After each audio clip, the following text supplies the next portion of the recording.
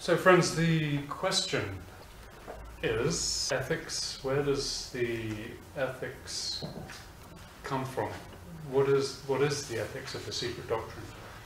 Because without moral code, then we have really little to base our conduct of life and our decisions on. Now, the secret doctrine, as a book, proposes that there does exist a transcendental and comprehensive ethical framework. That is a reality in nature. Ethics is not something invented by men or by individuals. And it's part of the ancient wisdom. And this ethical imperative arises from the metaphysical proposition that all beings are one, are united. We came from the same place. We're going to the same place. Our ultimate destiny is the same for all beings in the cosmos. And that provides us with a way of looking at life which begins to dissolve the ties or the illusion of separateness. And the illusion of separateness is the problem of the age. We have the amplification of the importance of the individual. We have the amplification of divisive religions, my religion and your religion, and they argue and fight each other.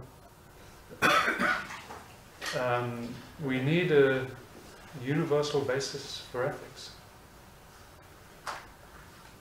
Now, it's said in the secret doctrine that ethics stem from philosophy and from the metaphysical conception of the unity that lies behind every manifestation. The Chinese call it the great extreme. I mean, the Brahmins, para-Brahm, the absolute, the eternal unmanifested reality that periodically manifests. That is what we are a part of.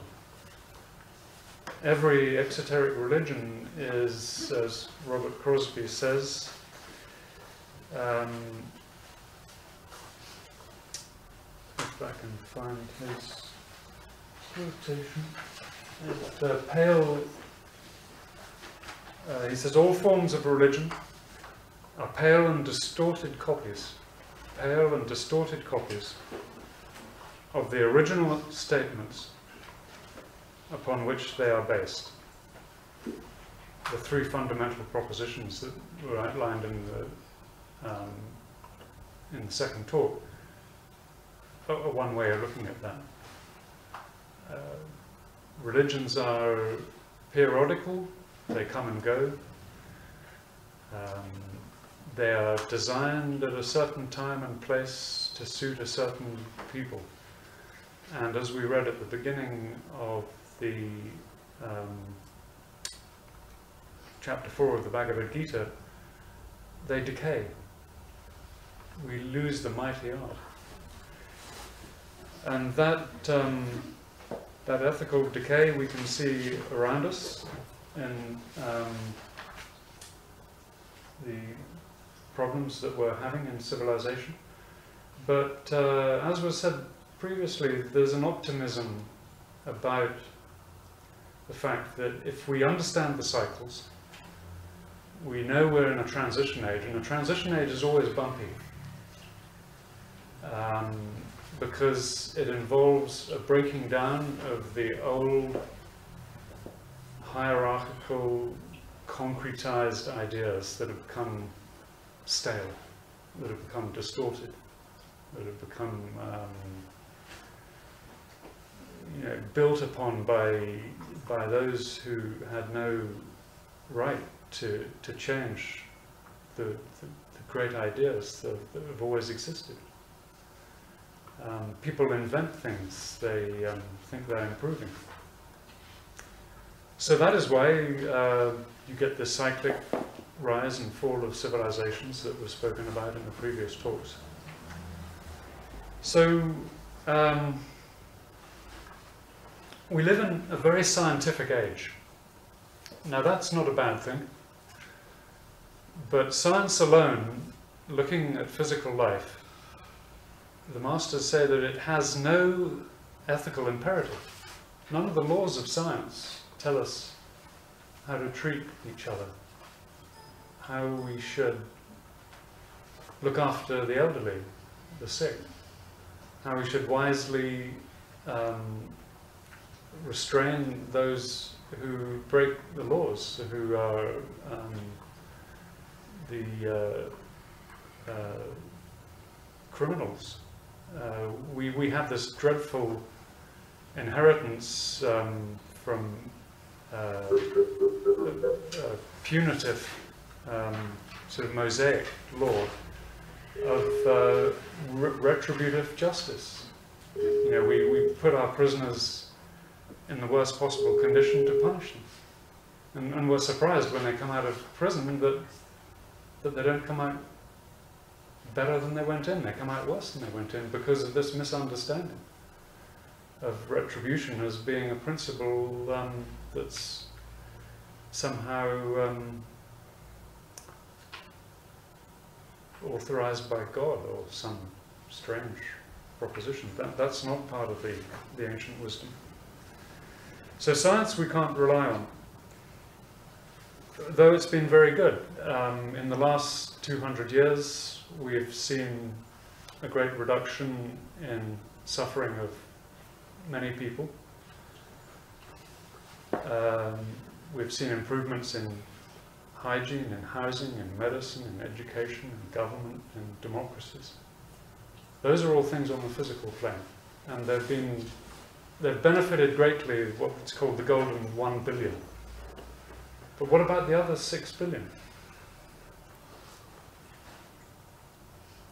It's a terrible question. Now let me read you something from one of the Mahatmas.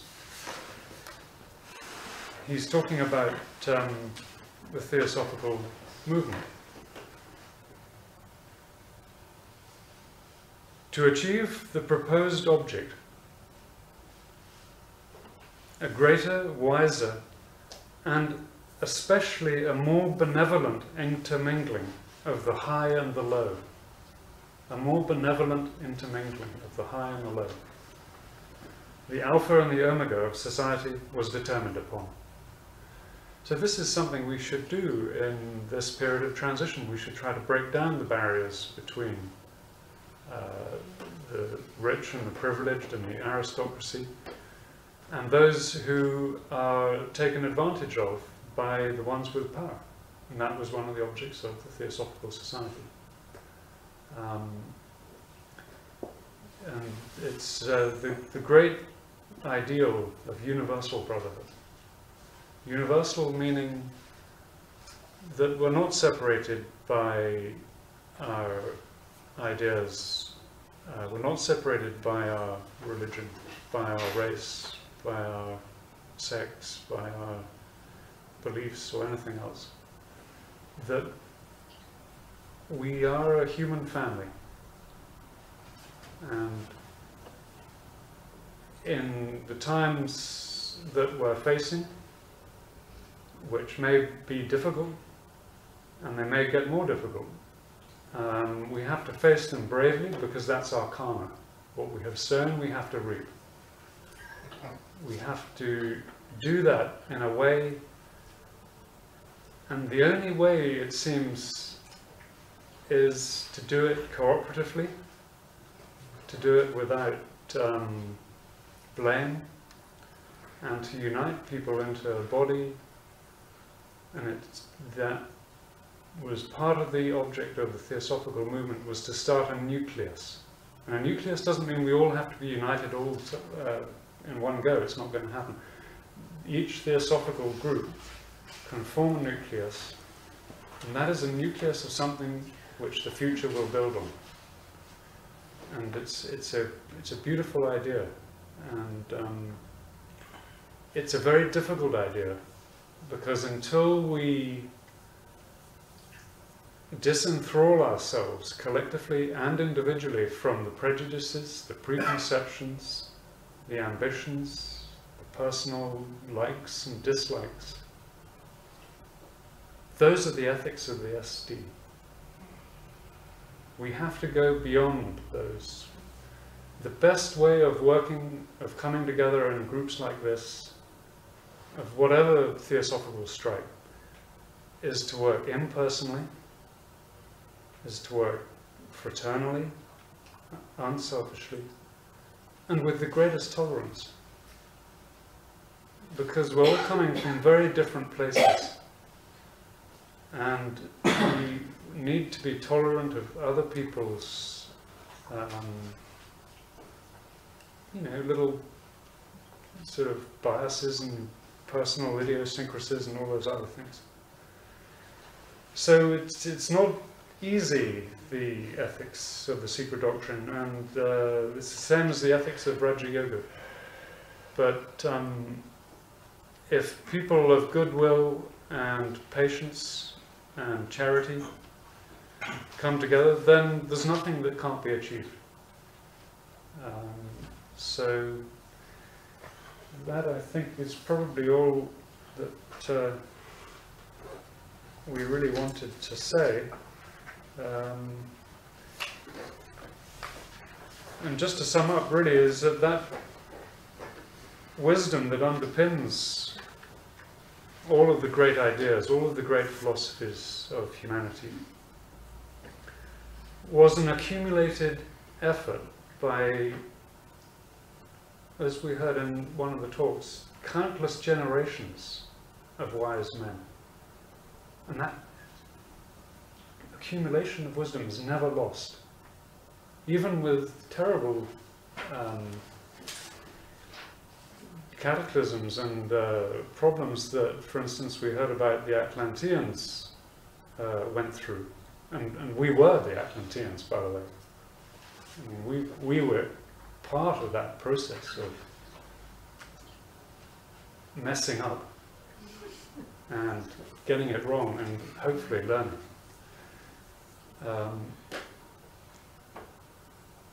Even with all that, there's that wisdom is never lost. There are always, humanity always has elder brothers who are looking over its shoulder, helping it, if it will only be helped, if we will learn the lessons of the past, if we will apply the disciplines that are given in the ancient wisdom, and most of the religions have those disciplines.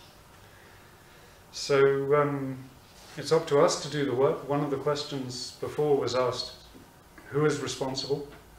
We are all collectively responsible.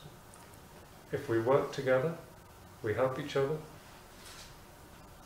we overcome our personal differences, then there's nothing simpler.